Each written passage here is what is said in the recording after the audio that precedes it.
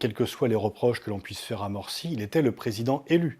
Donc lorsque le président élu se trouve en prison, coupé de ses sources d'information, coupé de ses contacts, c'est un coup d'État. Les pro-Moubarak ont remporté une victoire, mais ils n'ont pas gagné la guerre.